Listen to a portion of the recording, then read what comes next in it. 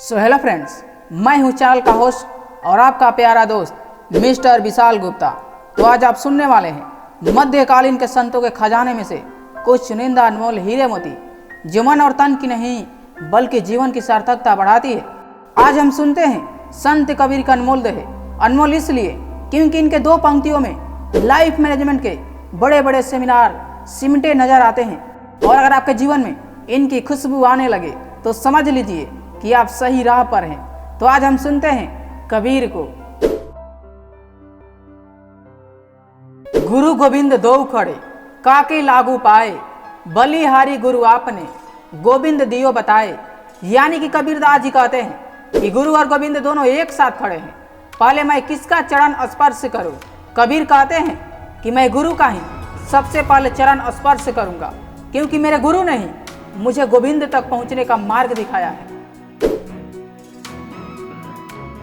दुख में सुमिरन सब करे, सुख में करे ना कोई, जो सुख में सुमिरन करे तब दुख काहे को होए।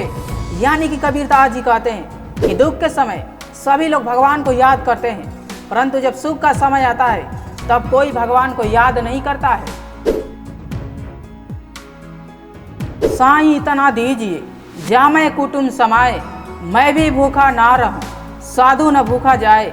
यानी कि कबीरदास जी कहते हैं कि हे ईश्वर, तुम मुझे इतना दो जिससे मेरा गुजारा चल जाए। दरअसल मुझे चाहिए ही इतना, लेकिन ना जाने मैं किस किस की सोच लेता हूँ।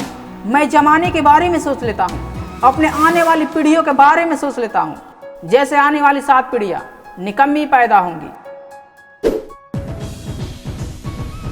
आछे दिन पाछे गए, हीरे से किया न हित, अब पछताए होत का जब चिड़िया चुग गई खेत। यानी कि कबीरदास जी कहते हैं कि देखते ही देखते सब भले दिन बीत गए, लेकिन तुमने प्रभु से लौ नहीं लगाई, यानी कि तुमने प्रेम नहीं किया। समय बीत जाने पर पछताने से क्या मिलेगा? पहले ना जगे तो अब जग कर क्या फायदा। ठीक उसी तरह जैसे कोई किसान अपने खेत की रखवाली न करे और देखते ही देखते पंछी उसकी सारी फसल को बर्बाद कर जाए। कबीर हमारा कोई नहीं, हम काहू के नाही, पारे पहुँचे नाव जेऊ मिलके बिछुड़ी जाही। यानी कि कबीरदास जी कहते हैं कि इस जगत में ना कोई हमारा अपना है और नहीं हम किसी के। जैसे नाव के नदी पार पहुँचते हैं सभी यात्री बिछड़ जाते हैं, वैसे ही हम सब बिछड़ने वाले हैं। सब सांसारिक संबंध यहीं छूट जाने वाले हैं। धीरे धीरे रे मना, धीरे धीरे सब कुछ होए, माली सींचे 100 घड़ा, ऋतु आए फल होए। यानी कि कबीरदास जी कहते हैं कि धीरज ही जीवन का आधार है।